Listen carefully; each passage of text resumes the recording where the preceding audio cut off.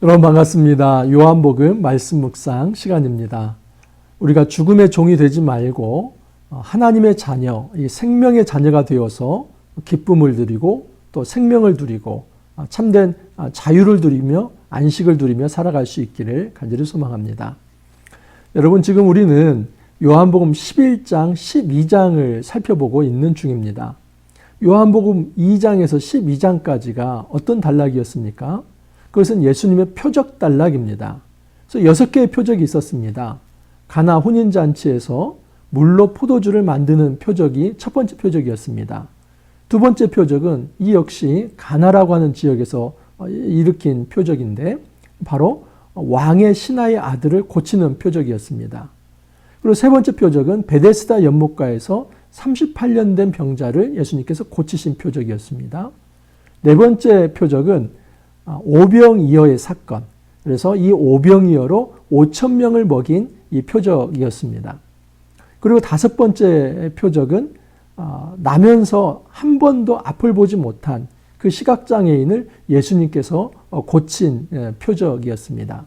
그리고 마지막 이제 11장, 12장이 죽은 나사로를 다시 살리는 표적입니다. 저희도 여러분 제가 누누이 말씀을 드렸지만 이 6개의 표적은 한 가지의 내용을 가리킨다 하는 것을 말씀을 드렸습니다. 그래서 무엇이냐면 예수님께서 이 땅에 하나님의 아들로 오셨고 예수를 믿는 모든 사람들에게 영생을 주시는 것을 이 기적들을 통해서 보여주셨다 하는 것입니다. 그러므로 우리는 이 기적에 초점을 맞출 것이 아니라 이 기적을 일으키시는 분은 장차 온전한 이제 영원한 생명을 모든 사람들에게 주겠다는 것입니다. 그래서 예수님을 믿고 받아들여라. 그 하늘로부터 오신 이 예수님을 단지 인간으로만 볼 것이 아니라 하나님의 아들로 받아들여라. 그런 모든 사람들에게 진정한 생명을 주고 자유를 주고 안식을 주겠다 하는 것이 이 표적의 내용이었습니다. 여러분 11장, 12장은 이제 나사로, 이 죽은 나사로를 다시 살리는 장면인데 이것은 이 모든 표적에 대한 완전 절정입니다. 처음에는 어떻게 시작했습니까? 첫 번째 표적은 가나 혼인잔치에서 물로 포도주를 만드는 것. 그러니까 이것은 어떤 사람을 고치는 것이 아니었습니다. 어떤 물질적 변화인데 근데 그 물질적 변화가 상징이었죠. 물이 포도주가 된다는 것은 이 죽음의 그림자 가득한 세상에 하나님께서 생명을 공급하신다. 이것을 상징적으로 보여준 것입니다.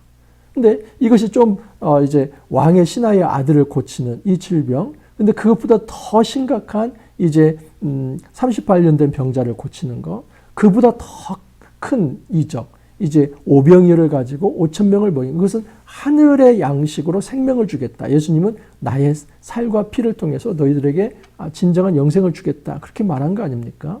그리고 나면서부터 이제 앞을 보지 못한 자를 고치심으로써 진정한 생명의 빛, 이제 이 땅의 세상의 빛으로 온전한 생명을 주실 분이 예수님이다 하는 것을 보여주셨습니다. 근데 이제는 단순히 질병 정도가 아니라 어떤 물질적 변화가 아니라 물질적 변화에서 질병, 여기에서 더 나아가서는 죽은 자를 다시 살리심으로써 아주 절정에 이릅니다. 예수님께서 생명을 주시는 진정한 하나님의 아들이다. 이것을 보여주시고자 하는 것입니다. 자, 오늘 말씀 이제 요한복음 11장 1절부터 37절까지 3일치 말씀입니다. 토요일, 주일, 그리고 월요일 말씀인데 좀 빠르게 한번 전체를 한번 조감해 보면서 이 11장이 가지고 있는 아주 중요한 메시지가 무엇인지를 좀 더 깊게 한번 살펴보도록 하겠습니다. 1절에서 6절 말씀입니다. 어떤 병자가 있으니 이는 마리아와 그 자매 마르다의 마을 베다니에 사는 나사로라. 이 마리아는 향유를 주께 붓고 머리털로 주의 발을 닦던 자요 병든 나사로는 그의 오라비더라. 이에 그 누이들이 예수께 사람을 보내어 이르되 주여 보시옵소서 사랑하시는 자가 병들었나이다 하니 예수께서 들으시고 이르시되 이 병은 죽을 병이 아니라 하나님의 영광을 위함이요 하나님의 아들이 이로 말미암아 영광을 받게 하려 함이라 하시더라.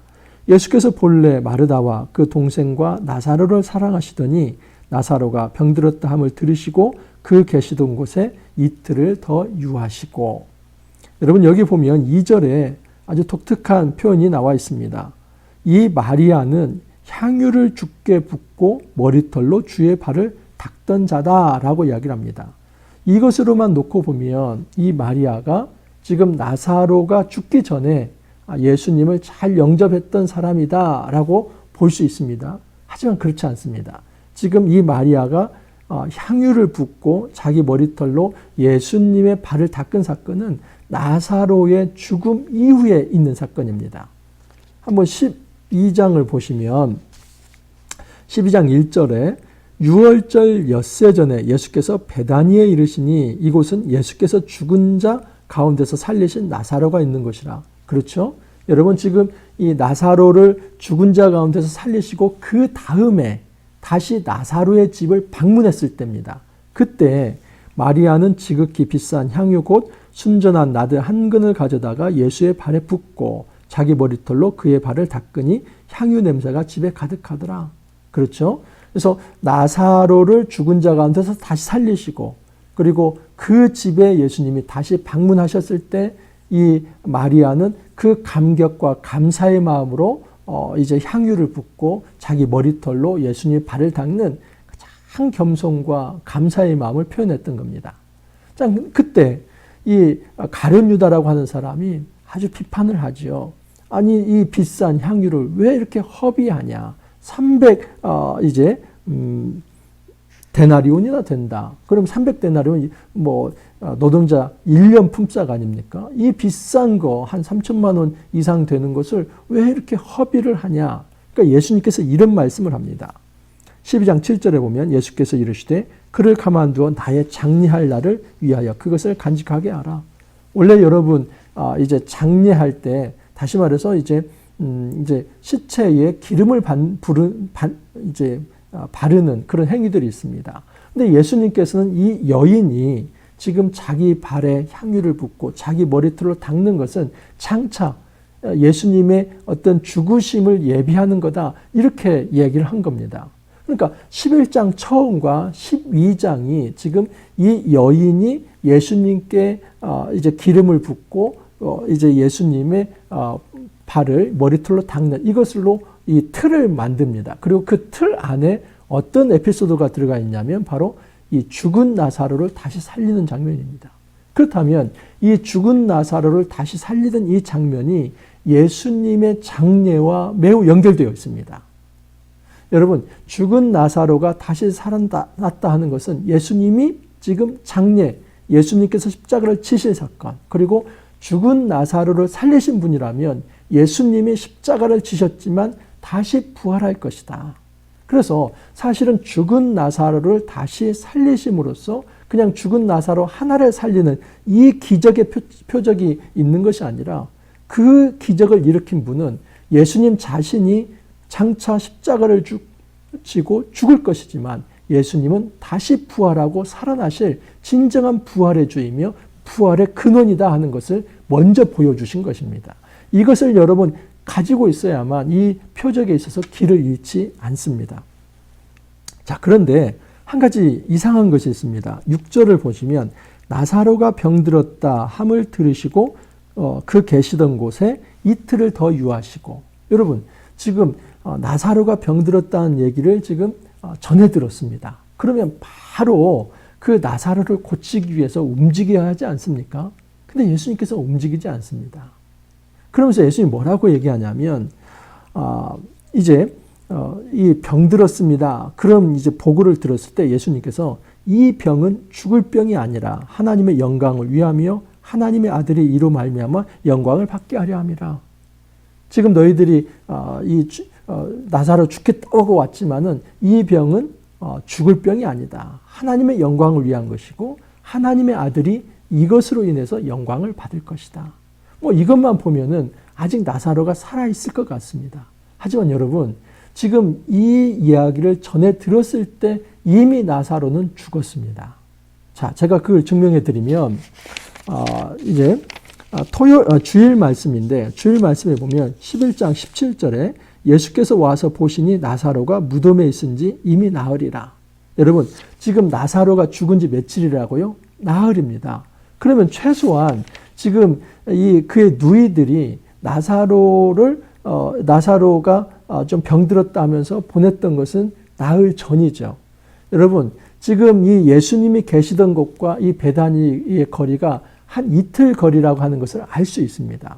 그래서 사실은 나사로가 죽기 이틀 전에 이 누이들이 예수님께 파송을 한 것이죠. 그리고 이제 예수님께 도착해서 얘기를 했을 때 그때는 이미 나사로가 죽었습니다.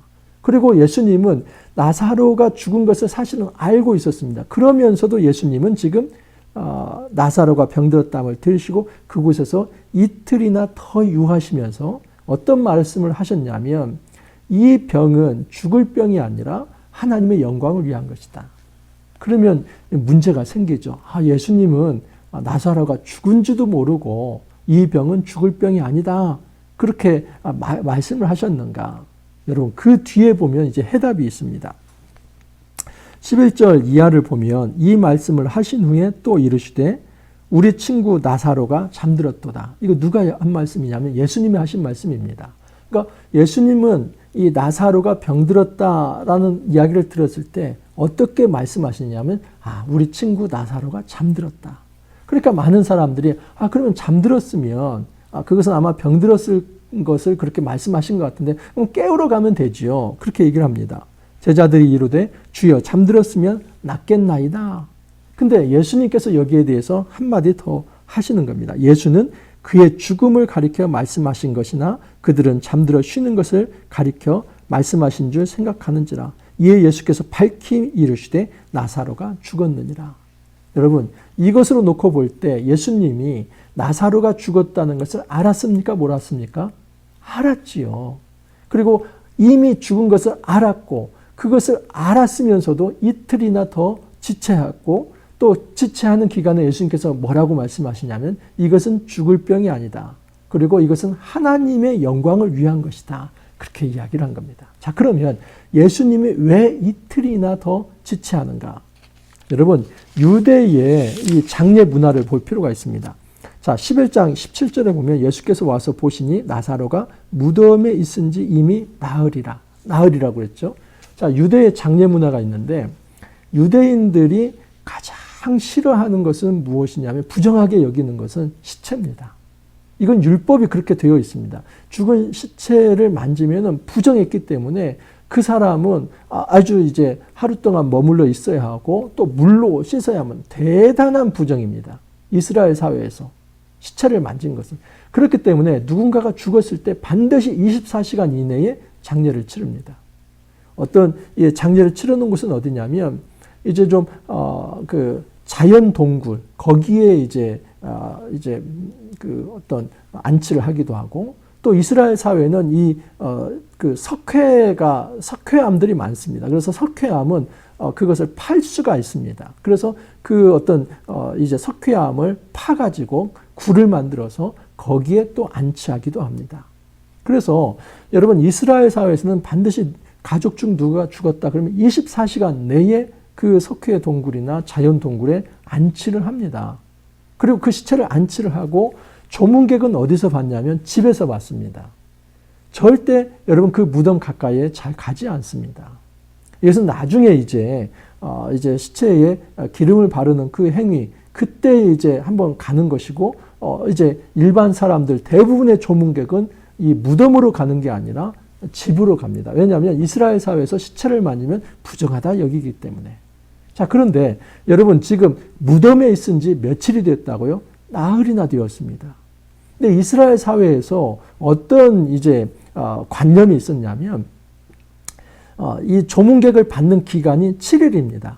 근데 그 7일 중에 앞에 3일은 어떤 날이냐면 슬퍼하며 우는 날입니다. 영어로 말하면 Days of Weeping 그럽니다. 그래서 이 3일 동안은 굉장히 슬퍼하는데 왜 슬퍼하냐면 그 죽은 영혼이 혹시라도 자기 어떤 육체에 들어갈까 그 기회를 엿보는 그런 시간이라고 생각을 했습니다. 그러니까 그 죽은 영혼이 아직 하나님께 가지 않은 그런 상태다라고 생각을 한 것입니다.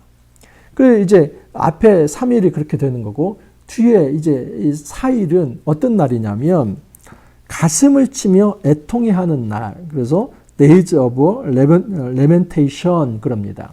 그래서 이 뒤에 4일은 어떤 거냐면 4일째가 되면은 그 시체가 썩습니다. 그래서 죽은 영혼이 다시 그 시체에 들어갈 수가 없습니다. 그래서 이 4일째가 되었다는 것은 이제 완전한 애도입니다. 그래서 이 애곡하는, 이 애도하는 기간을 7일을 두는데 앞에 3일, 여기까지는 그래도 살아날 가능성이 그래도 뭐 0.1%라도 있는 겁니다. 근데 이 4일째 되었다는 것은 완전히 다시 살아날 가능성은 0%입니다. 이 죽은 영혼이 다시 돌아갈 수 없습니다. 이것이 유대인의 관념입니다. 그렇기 때문에 지금 나흘이라 하는 것은 예수님이 그 나사로가 뭐 병들었다는 얘기를 들었을 때 예수님이 이미 알고 있었습니다. 그 얘기를 들었을 때 나사로가 죽었다는 걸 알고 있었습니다. 그러나 이틀이나 더 지체한 것은 지금 나흘째 도착하기 위해서입니다. 나흘째는 어떤 거냐면 이 사람은 절대 살아날 수 없는 사람이다. 그러니까 완전한 절망의 시간, 그 시간까지 예수님은 기다린 겁니다. 여러분, 의도적입니다. 많은 사람들이 절망하고 있을 때, 많은 사람들이 죽음을 묵상하고 더 이상의 어떤 생명이라고 하는 것은 시옷자도 꺼낼 수 없는 그 죽음과 좌절과 그 우울한 상황 가운데 가장 밑바닥을 쳤을 때 그 절망의 자리에 예수님은 나흘째, 누구도 이 시체가 살아날 수 없다고 생각하는 유대관념에서 그때 예수님이 나타나셔서 말씀을 하는 겁니다. 자, 그때 예수님이 나타나니까 이 마르다는 그 누이죠. 나사로의 누이는 굉장히 속상했습니다. 그래서 원망합니다. 20절 보면 마르다는 예수께서 오신다는 말을 듣고 곧 나가 맞이하되 마리아는 집에 앉았더라. 마르다가 예수께 여짜오되 주께서 여기 계셨더라면 내 오라버니가 죽지 아니하였겠나이다. 그러나 나는 이제라도 주께서 무엇이든지 하나님께 구하시는 것을 하나님이 주실 줄 아나이다. 원망하죠. 아니 예수님 지금 보낸 지가 우리 나사로가 아프다고 해가지고 보낸 지가 언제입니까? 그 사람들. 근데 이렇게 늦게 오시면 어떻게 되는 겁니까? 이미 다 죽었습니다. 조금 일찍 오셨더라면 이 나사로가 살았을 텐데요. 그 원망과 아쉬움과 탄식을 하는 겁니다. 근데 그러면서도 한 가지 얘기를 하는 거예요.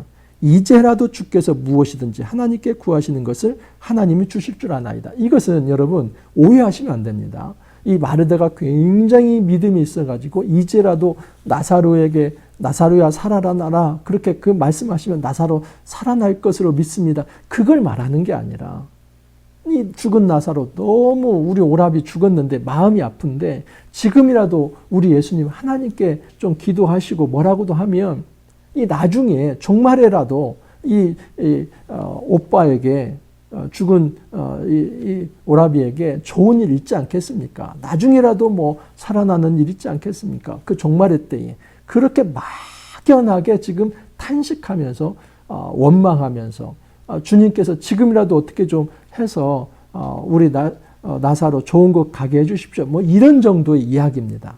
자, 그런데 예수님이 뭐라고 얘기하시냐면 23절에 예수께서 이르시되 내 오라비가 다시 살아나리라. 지금 이 마르다는 그냥 해본 말입니다. 예수님 너무 늦게 오셨습니다. 그리고 지금 사실 살아날 소망이 없습니다. 하지만 지금이라도 예수님께서 우리 하나님께 좋게 말씀해 주셔서 나중에 나사로에게 좋은 일이 좀 있었으면 좋겠습니다. 세상 종말에 좀 부활하는 일, 그런 일이 있었으면 좋겠습니다. 이 정도 얘기했는데 예수님은 아니, 지금 살아날 것이다. 나중이 아니라 지금 살아날 것이다. 그러니까 마르다가 다시 이렇게 얘기합니다. 24절 마르다가 이르되 마지막 날 부활 때에는 다시 살아날 줄을 내가 아나이다. 예, 그렇죠. 뭐 살아나죠. 마지막 날, 이 세상 종말에 이 자기의 오라비 나사로가 살아날 줄 믿습니다. 그러니까 이 마르다가 가지고 있는 믿음이라고 하는 것은 순수합니다. 그게 여러분 비판할 일이 아닙니다. 순수하지만 한계가 있는 믿음입니다. 순수하게 예수님께 좀 투정도 부리면서 좀 도와주십시오. 근데 안 될 것 같으네요 하면서 정말 이 순수한 마음이 있지만 굉장히 한계가 있는 믿음입니다. 자, 그때 예수님께서 이제 단정하십니다. 예수께서 이르시되 나는 부활이요 생명이니 나를 믿는 자는 죽어도 살겠고 무릇 살아서 나를 믿는 자는 영원히 죽지 아니하리라. 나는 부활이요 생명이다. 여러분 이것이 모든 표적의 하나의 중요 메시지입니다. 6가지 표적을 보여주신 이유는 나는 부활이요 생명이라는 이 한마디를 하시기 위해서입니다. 그러면서 무릇 살아서 나를 믿는 자는 영원히 죽지 아니할 것이요 이것을 네가 믿느냐 도전합니다. 근데 뭐라고 합니까? 마르다가 믿는다고 합니다. 27절을 보면 이르되 주여 그러하이다 주는 그리스도시요 세상에 오시는 하나님의 아들이신 줄 내가 믿나이다. 마치 베드로의 고백처럼 이 여러분 마르다가 대단한 고백을 합니다. 자, 그러면 이 마르다의 대단한 고백은 정말 이 부활에 대한 이 나사로를 다시 살릴 것에 대한 강력한 믿음이 있었는가? 재밌죠? 화요일 날 말씀을 보면 예수께서 이르시되 돌을 옮겨 놓으라 하시니 그 죽은 자의 누이 마르다가 이르되 주여 죽은 지가 나흘이 되었음에 벌써 냄새가 나나이다. 여러분 지금 마르다가 어떻습니까? 화요일 본문에 가면은 예수님이 이제 무덤에 가서 이제 죽은 자를 이제 놓이게 하라 하니까 이 마르다가 지금 나흘이나 됐습니다. 이 무덤에 있어서 그러니까 나흘이 되었다는 것은 이게 팔레스타인에서 시체가 부패하기 시작하는 그때입니다. 그러다가 주여 믿나이다 그렇게 얘기했죠. 주는 그리스도시요 세상에 오시는 하나님의 아들이신 줄 내가 믿나이다. 근데 이 믿음이 얼마나 한계 많은가 하는 것을 알 수 있죠. 여러분 정말 믿는다고 하지만 이 마르다는 자기 오라비가 지금 다시 살아날 것은 거기까지는 지금 못 다가는 것입니다. 자, 그러자 이제 또 한 인물이 등장합니다. 오늘 말씀인데 마리아입니다. 마리아는 집안에 있었습니다. 근데 우리가 이것도 오해할 수 있습니다. 마리아는 예수님이 너무 원망스러워가지고 집안에서 그게 아니고 집안에서 조문객을 맡고 있었습니다.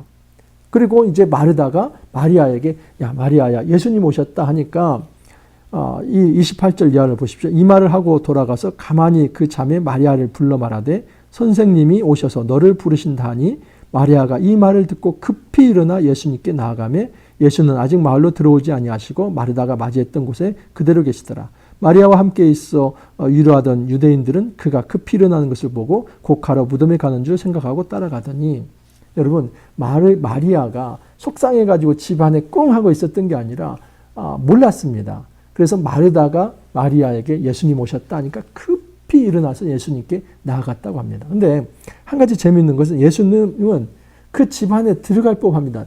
모든 조문객들은 그 집안에 들어가서 애도를 하는데 그 집안에 들어가지 않습니다. 예수는 아직 마을로 들어오지 아니하시고 마르다가 맞이했던 곳에 그대로 망부석처럼 서 있습니다. 이건 무엇을 지금 강조하고 있냐면 예수님의 이 목적지는 집 안이 아니라 무덤이라는 걸 알 수 있습니다. 여러분 처음부터 예수님은 지금 애도하고 그 다음에 조문하기 위해서 온 것이 아니라 무덤에 가서 그 죽은 나사로를 살리기 위해서 오신 겁니다. 이것이 이 나사로가 병들었다 하는 말을 들을 때 이미 나사로는 죽었지만 그때부터 예수님께서 계획하신 것은 무엇이냐면 내가 조문하러 가는 것이 아니다. 그래서 죽음을 맞이한 그 가족을 위로하기 위해서 가는 것이 아니라 내가 무덤자리에 가서 그 무덤에서 이 생명을 살려내기 위해서 생명의 주가 되기 위해서 간다. 그것을 처음부터 예수님께서는 생각을 가지셨던 것입니다. 자, 그런데도 이제 너무 슬퍼합니다. 마리아가 예수 계신 곳에 가서 배웠고 그 발 아래 엎드려 이르되 주께서 여기 계셨더라면 내 오라버니가 죽지 아니하였겠나이다. 마르다하고 똑같은 얘기를 하죠. 그러자 예수님이 이제는 화를 내십니다. 예수께서 그가 우는 것과 또 함께 온 유대인들이 우는 것을 보시고 심령에 비통히 여기시고 불쌍히. 이 비통히 여긴다. 이게 굉장히 중요한 헬라어 단어인데 엠브리 마우마이 그럽니다. 엠브리 마우마이 이 말은 매우 분노하다는 말입니다. 여러분 이 마리아와 다른 사람들이 예수님 말씀을 못 알아듣고 계속 울고 있자 예수님이 분노했다. 굉장히 심하게 화를 냈다는 겁니다. 그건 뭐냐면 여러분 이건 어떤 사람에 대한 분노가 아닙니다. 그게 아니라 그 사람들이 생명의 주가 왔지만 그 생명의 주가 이제는 능력을 발휘해서 죽은 자를 살려내는 그 영생을 일으키는 그 놀라운 일을 행할 자가 오셨는데도 여전히 죽음의 종이 되어서 죽음에 매여서 여전히 슬퍼하고 좌절하고 절망하고 소망을 갖지 못하고 그 한계, 이 죽음의 그림자 가득한 그 사회, 그 인류, 그 모습에 대한 안타까움을 예수님께서 이렇게 표현을 하신 것입니다. 그래서 35절에 보면 예수께서 눈물을 흘리시더라 하는데 많은 사람들이 이 부분을 이렇게 어떻게 해석하고 또 생각을 했냐면 예수님은 나사로를 많이 사랑했기 때문에 눈물을 흘렸다. 그럴 수 있지요. 근데 여러분 이것은 한 개인에 대한 사랑을 뛰어넘어서 이건 분노하시는 겁니다. 이 세대가 생명을 주실 예수님이 오셨는데도 계속 죽음만을 묵상하는 것, 이것에 대해서 예수님께서 눈물을 흘리신 것입니다. 여러분, 이제 내일 계속 이어서 말씀을 드리겠지만 예수님께서 이 땅에 오신 이유는 딱 한 가지입니다. 그것은 이 죽음의 자리를 생명으로 바꾸기 위해서입니다. 근데 예수님의 전략은 무엇이냐면 완전히 절망할 때까지 기다리십니다. 근데 사람들은 그때마다 질문하는 게 뭐냐면 왜 이제 오셨습니까? 너무 늦게 오셨습니다. 게임 끝입니다. 사람 죽었는데요. 여러분, 우리는 사람 생명에 숨이 붙어 있을 때까지는 최선을 다합니다. 의료 행위를 합니다. 하지만 죽은 시체를 놓고는 누구도 의료 행위를 하지 않습니다. 이것은 인지상정이고 모든 인류가 다 이렇게 하는 것입니다. 그렇기 때문에 주님께서는 때로는 그 죽음의 절망에서 더 이상 아무것도 할 수 없다고 두 손 두 발 다 틀 때까지 예수님은 기다리신다 하는 사실입니다. 근데 그때 우리는 그럴 때마다 주님 너무 늦었습니다. 왜 이제 오셨습니까? 이제 게임 끝입니다. 아무것도 할 수 없습니다. 우리는 그렇게 얘기를 하죠. 여러분, 예수님은 이 이야기를 들으시고 아니, 나는 늦게 온 것이 아니다. 내가 지금 온 것은 하나님의 영광을 드러내기 위함이고 내가 지금 온 것은 하나님의 아들인 내가 영광을 받기 위함이다. 예수님께서 그 죽은 자를 살려내심으로써 이제는 그 절망의 자리를 소망으로 바꿔내고 더 이상 어떤 희망도 없다고 하는 그것을 예수님께서는 이제는 생명으로 바꿔내서 예수님 안에 있으면 이제는 소망을 가질 수 있고 생명에 대한 꿈을 꿀 수 있고 기쁨을 가질 수 있고 안식을 누릴 수 있다. 그 생명의 소식을 전달하기 위해서 예수님께서 가장 골든타임에 오신 것입니다. 때로는 우리의 이 죽음의 그림자 가득한 땅에서 우리는 절망하면서 도대체 주님 왜 이제 오시는 겁니까? 게임 다 끝나고 모든 것이 다 절망과 더 이상 일어설 수 없는 이 시체가 나흘이나 되어서 썩은 내 풀풀 나는 이런 어떤 절망의 자리에 오셔서 뭐 하겠다는 겁니까? 우리는 그렇게 얘기할 수 있습니다. 여러분, 그러나 주님께서 우리에게 물어봅니다. 나는 생명이다. 나는 부활이요 생명이니 나를 믿는 자는 영생을 얻을 것이다. 네가 믿느냐? 지금도 우리에게 말씀을 하십니다. 여러분, 우리가 죽음의 그림자 밑에서 정말 이 절망의 자리에 처할 수는 있습니다. 하지만 그곳에서 완전히 절망하지 않기를 바랍니다. 단 1%라도 우리가 하늘을 향해서 눈을 들면서 주님이 함께 하신다면 우리의 이 죽음의 자리가 생명으로 바뀔 것이며 우리의 이 절망의 자리가 소망으로 바뀔 것이며 이곳이 진정한 하나님 나라의 기쁨의 자리, 소망의 자리, 안식의 자리, 평화의 자리가 될 것이다 하는 그 꿈을 가지고 하늘을 향해서 우리가 눈을 들고 그 하늘의 도움을 바라며 기도할 수 있기를 간절히 소망합니다. 오늘 하루도 깊은 절망 가운데 있는 모든 성도님들 다시 일어나십시오. 여러분, 주님은 너무 늦게 오지 않습니다. 주님은 가장 적절한 때에 오셔서 우리에게 생명을 주실 것입니다. 우리 그 주님을 의지하면서 오늘 하루도 힘있게 다시 일어설 수 있기를 간절히 소망합니다. 기도합니다. 주님, 세상에 많은 사람들은 절망합니다. 주님, 너무 늦었습니다. 이제 아무것도 할 수 없습니다. 하나님이라도 이것은 바뀌어질 수 없습니다. 라고 이야기를 합니다. 하지만 주님께서는 그때 가장 이제 골든타임에 오셨다는 것을 얘기하시면서 이 땅에 그 절망을 소망으로 만들어내시고 그 죽음을 생명으로 만들어내십니다. 주님, 믿습니다. 우리의 삶에 정말 절망 가득하고 또 죽음 가득한 이 현실에 우리가 매몰되지 아니하고 이제 하늘의 소망을 두면서 다시 한번 기도하면서 하나님의 이 이적과 하나님의 큰 표적을 정말 이제 간구하며 나아갑니다. 주님, 우리의 삶에 정말 소소하고 작은 문제들 하나하나까지 친히 간섭하여 주시사 생명으로 일으켜 주옵소서. 주님 감사하옵고 예수님 이름으로 기도하옵나이다. 아멘. 이제 한 주가 또 시작되었습니다. 여러분, 이번 한 주도 주님의 생명의 능력 가운데서 힘있게 전진할 수 있기를 바라고 또 화이팅 할 수 있기를 바랍니다. 오늘 하루 여러분 잘 지내시고 또 내일 찾아뵙도록 하겠습니다. 감사합니다.